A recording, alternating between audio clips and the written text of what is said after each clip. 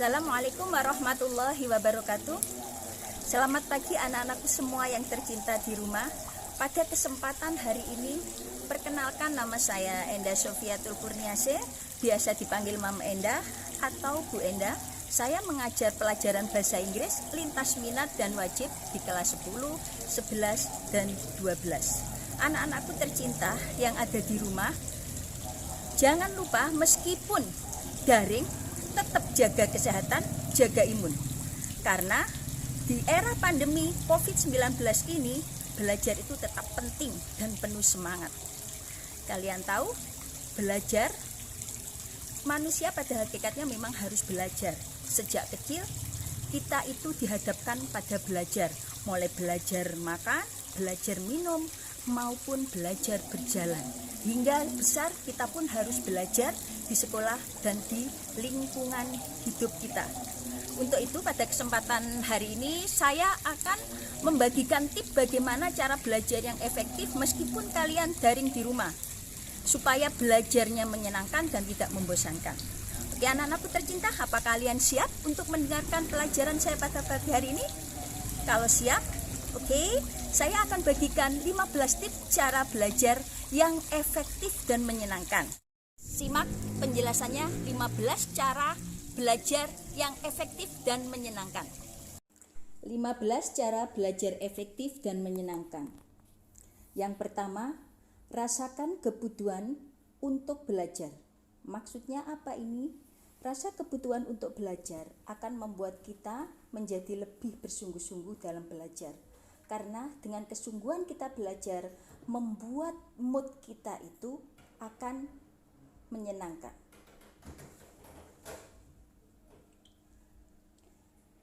Karena dengan mood yang menyenangkan, waktu belajar tanpa merasa berat.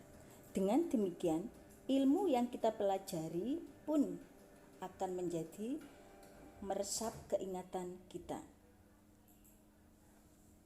Kedua, belajar dimanapun yang kita suka. Memilih tempat belajar yang disukai tentu akan membuat kita senang dan merasa nyaman untuk belajar. Dengan memilih tempat yang nyaman, kita turut membantu menata mood kita menjadi lebih baik sehingga belajar pun lebih menyenangkan dan efektif. 3. Cicil pelajaran sedikit demi sedikit. Jangan belajar banyak. Maksudnya jangan belajar terlalu banyak dalam waktu satu malam atau satu waktu.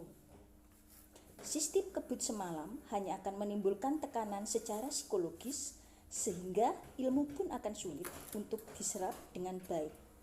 Lebih baik mencicil pelajaran sedikit demi sedikit. Ada baiknya jika kita mengulang pelajaran yang diberikan guru setiap hari. 4. Bagi waktu belajar. Ada baiknya Anda membuat jadwal belajar dan target untuk menentukan kapan Anda itu harus menguasai materi tersebut. Dengan adanya jadwal dan membagi waktu belajar, kegiatan belajar akan lebih terstruktur dan rapi serta sesuai. Yang kelima, berdiskusi. Usahakan kita itu berdiskusi atau tanya kepada orang lain atau teman kita yang lebih mengerti akan ilmu yang kita pelajari. Karena setiap orang memiliki style belajar sendiri. Ada orang yang menyukai belajar sendiri di tempat yang sepi, namun ada juga yang menyukai belajar berkelompok. Jika Anda belum menemukan style belajar Anda, tidak ada salahnya kan untuk mencoba berdiskusi dan bertukar pikiran dengan teman-teman di sekeliling Anda. 6. Cari cara membantu konsentrasi. Berkaitan dengan poin sebelumnya, gaya belajar orang berbeda-beda. Jika Anda merupakan penikmat musik dan merasa lebih mudah untuk fokus dengan diiringi musik, jangan ragu untuk belajar sambil mendengarkan musik. Atau jika Anda ingin belajar tanpa mendengarkan musik atau sambil melakukan pekerjaan lain, silakan. Kalau memang itu membantu, Anda bisa belajar berkonsentrasi. Yang ketujuh, pahami, jangan hanya menghafalkan. Sistem belajar mengajar saat ini lebih sering memfokuskan pada hafalan saja, bukan pada pemahaman. Padahal sekedar menghafalkan hanya akan efektif untuk ujian atau waktu jangka pendek. Oleh karena itu, alangkah baiknya jika kita memahami ilmu yang sedang kita pelajari. 8. Jangan malu bertanya. Nah, ini cocok sesuai dengan peribahasa, malu bertanya sesat di jalan.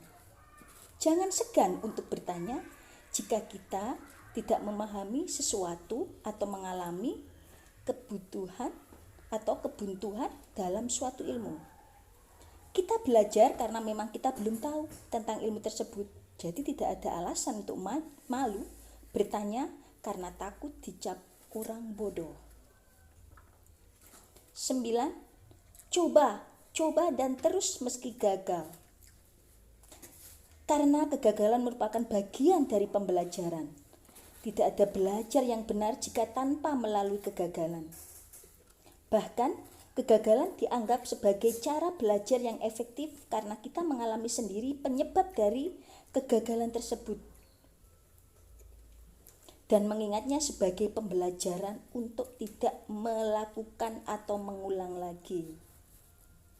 Jika Anda gagal, coba terus dan coba terus.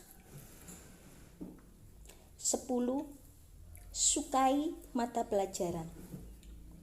Menyukai mata pelajaran atau hal yang sedang dipelajari akan sangat berpengaruh terhadap keefektifan dan keberhasilan belajar kita. Dengan kita menyukai pelajaran atau ilmu tersebut, kita akan lebih bersemangat untuk menerima dan menyerap ilmu yang didapat. Hal ini berbeda jika kita merasa tidak suka belajar mata pelajaran itu. Ada istilah, tak kenal maka tak sayang. Jadi kalau kita sudah suka sama pelajaran itu, pasti kita akan sayang pada pelajaran itu dan sangat menyukainya. Dan juga kita lebih bersemangat untuk mempelajari pelajaran itu. 11. Manfaatkan fasilitas yang ada. Di zaman sekarang, fasilitas belajar yang tersedia tidak hanya berupa buku pelajaran atau buku kumpulan soal dari sekolah. Kini kita bisa belajar dari internet, video, hingga televisi yang menyediakan tayangan edukatif. Manfaatkan semua fasilitas ini sebagai pendukung proses belajar Anda. 12. Membuat review atau peta materi. Cobalah untuk memetakan materi yang sedang dipelajari, misalnya dengan membuat peta konsep atau overview dari semua materi yang sedang dipelajari.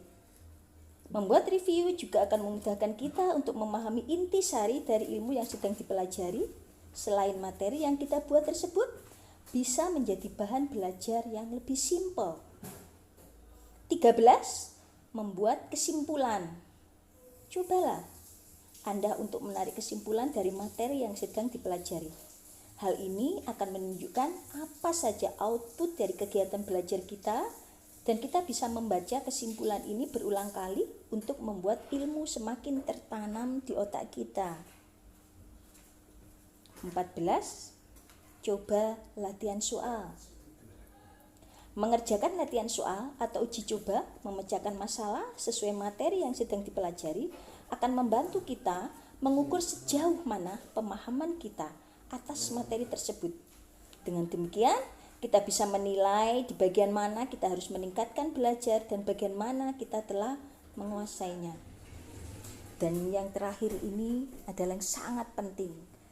Dari 1 sampai 14 itu, yang 15 adalah tip yang sangat penting sekali, yaitu jangan lupa untuk berdoa. Belajar merupakan usaha kita untuk menjadi seseorang yang pintar dan berguna bagi nusa dan bangsa. Namun tidak ada usaha yang sempurna tanpa diiringi doa. Oleh karena itu, jangan lupa untuk berdoa sebagai pelengkap usaha kita dan membantu ilmu yang kita dapat menjadi berkah dan bermanfaat. Oke, anak. anak-anakku sekalian yang di rumah, itulah tadi 15 cara belajar yang efektif dan menyenangkan.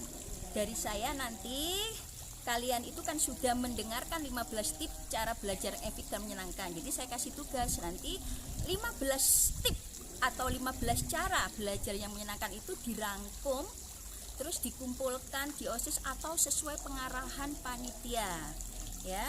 Jadi nanti itu bisa dikumpulkan supaya kalian bisa mendapatkan tugas dan bisa menyelesaikan daring pada hari ini. Oke, terima kasih. Saya harap pembelajaran hari ini bermanfaat. Jangan lupa terus jaga kesehatan, jaga imun. Wassalamualaikum warahmatullahi wabarakatuh.